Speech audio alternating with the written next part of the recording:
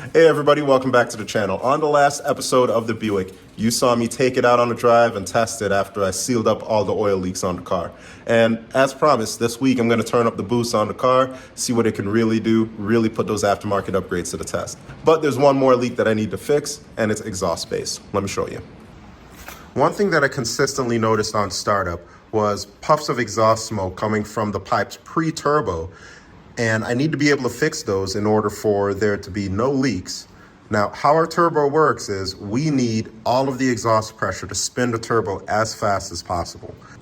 And if there are any pre-turbo leaks coming from the up pipe or the crossover, we're running into a situation where we're not able to spin the turbo fast enough to get the power that we want. After turbo exhaust leaks are okay for this purpose, but there's still something that I want to seal and take care of because you can smell all of that within the interior. So we're going to take care of one of each. The biggest culprit of my after turbo exhaust leak is coming from my downpipe right here at this connection. And the biggest pre-turbo exhaust leak is coming from the crossover pipe underneath the car, right underneath the oil pan. So we're going to take apart both of these things, reseal them with some high temperature copper paste, and then put everything back together. We'll start off by disconnecting the two 14mm bolts on the band clamp.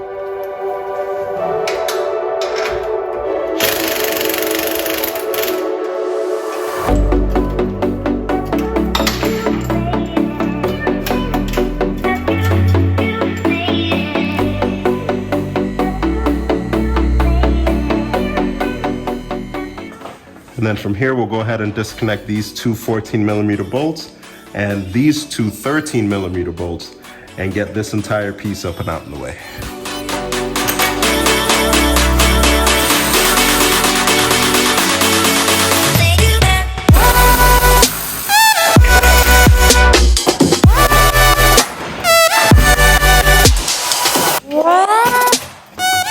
Alright, so here are two pieces. This goes over on the driver's side. You could tell by the flange. And of course, this is the passenger side. So what I'll do is I'll take some Scotch-Brite pad, the gray one, which is the most fine. And I'll just come here and clean everything up. Make sure I get all that old material off. And if there's one thing about this kit that I'm just not happy with, it's the flanges.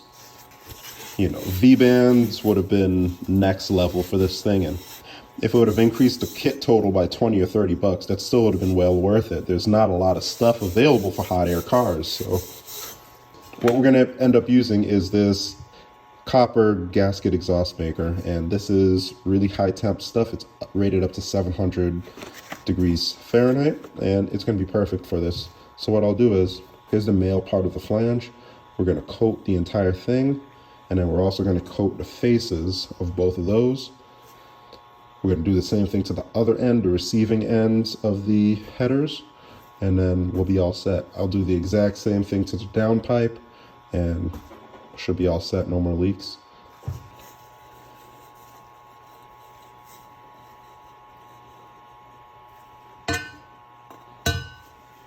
A lot of that is going to squish, so if you're going to use this stuff near an O2 sensor, you want to be careful. Don't put too much on there because it can foul out your O2 sensor or your wideband. While I was at it, I also took off the up pipe to reseal it. Taking a look at both ends, it looked like it was sealed pretty good with the stock gasket. So if you're running it without it, then here's a good sign for you guys. So it's the next day. I've let everything sit up overnight, and usually I'm a little bit cleaner with my installs. I usually don't like a lot of mess, but no leaks is important, especially when we're talking about turbo stuff. So I found it necessary to put on a little bit extra, go a little bit further, but we'll go underneath the hood, install that second clamp, and then we'll be ready for first startup.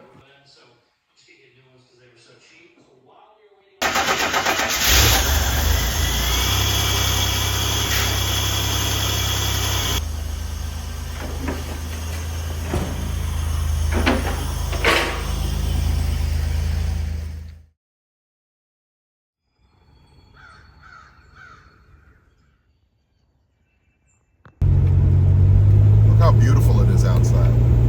Perfect boost weather. Okay, so we're behind the wheel and put some more miles on it, and I've gotten all the exhaust leaks fixed. Let's see if we're able to make some real power. Now, before, here's what my max boost reading looked like. Right now, we're about 1.6 pounds. Stock on these cars are around 12. Anything up there, I'll be happy with.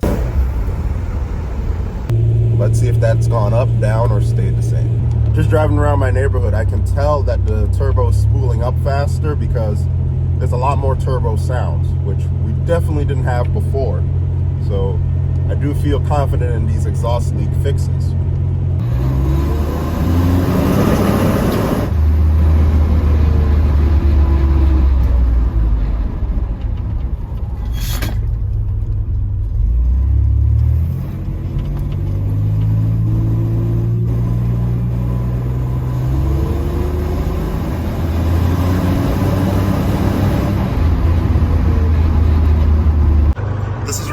This is my TPS at idle. Here's wide open throttle. That's as high as it goes. Wonder what's going on there. All right, so yesterday I found this interesting revelation that my TPS only goes up to 1.2. So what I'm going to do is I'm going to remove this TPS and move it manually by hand and see if the ScanMaster picks up a bigger range, the same range, or what?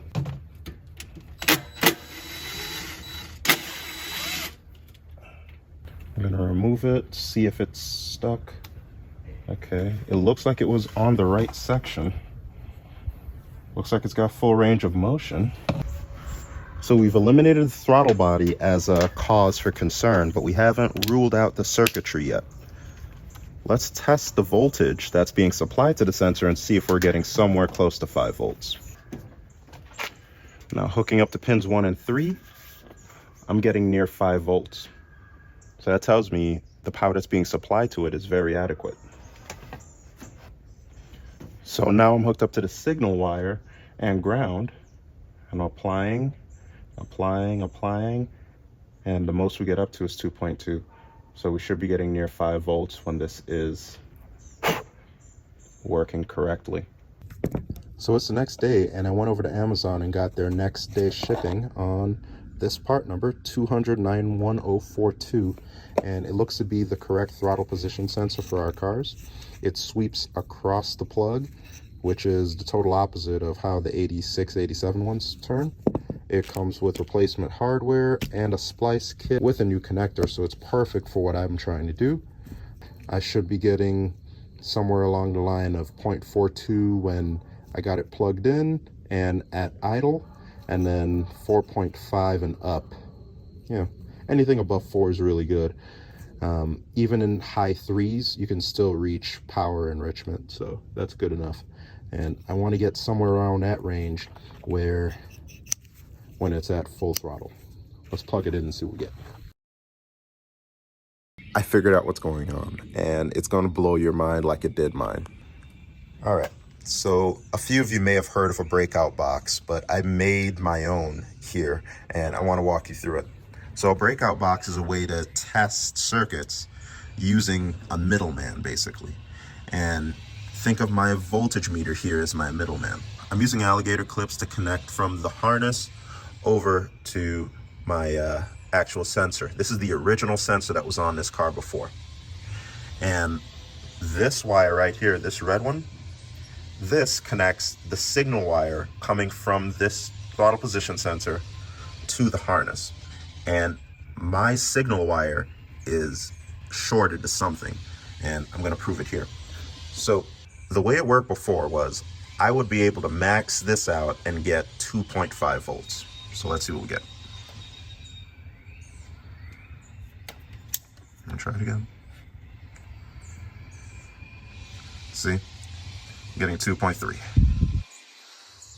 So I'm gonna disconnect my signal wire from this equation and just test the raw output of the throttle position sensor.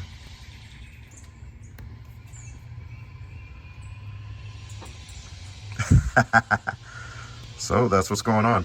I need to find a short and repair it, or run a brand new wire all the way to the computer. And we'll have working TPS and everything will be golden.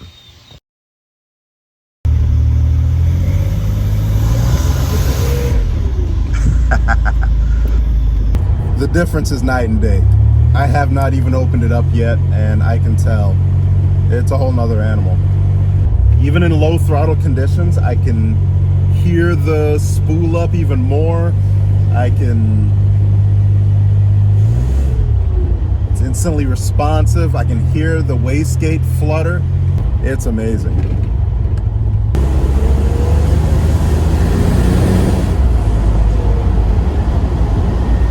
Oh man. Okay, here we go.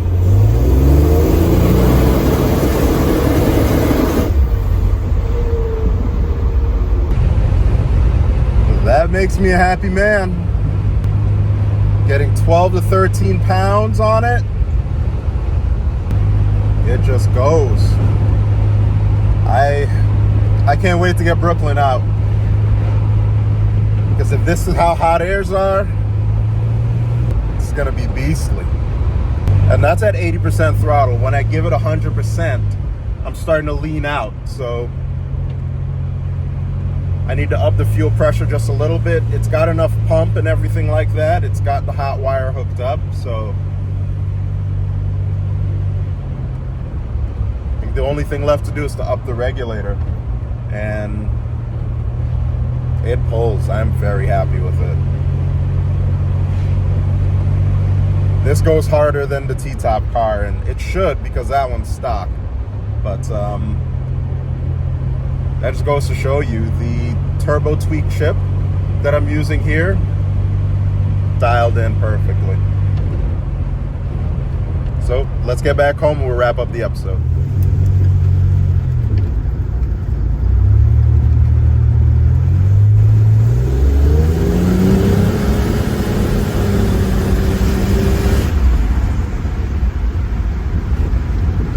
Reached the end of this video. We turned up the boost. Everything is going really, really well.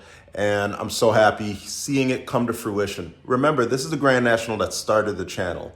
Almost 3 years ago, we got this thing towed from Central Virginia. It hadn't run since '92. It had the cracked engine block and all of the rust repairs that we had to perform. And some of you have been with me since the very beginning, so I really appreciate all that. And what you're going to see left on that car is a lot of little bits to get it ready for sale.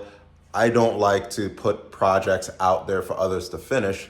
You know, I like to be able to finish it and give somebody a really, really good deal on a car that's going to be, you know, in their family for a while and something that's going to perform to the level that I would be proud of. So there should be 1 or 2 final episodes on that. There's a few things that I want to do. The inner fender well completion, just dressing up the rest of the engine bay, addressing the rest of the interior, getting everything in, I wouldn't say tip-top shape, but really close to it. And then we'll probably put a price tag on it and list it for sale.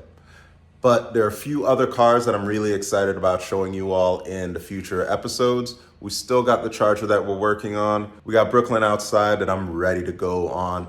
And there's another addition to the channel as well that will be coming up in a future episode. And I think you all will be really, really excited to see what that build will entail. It's one of the things I've been really looking forward to. So check you out in the next one. Thanks for watching. Like, share, subscribe.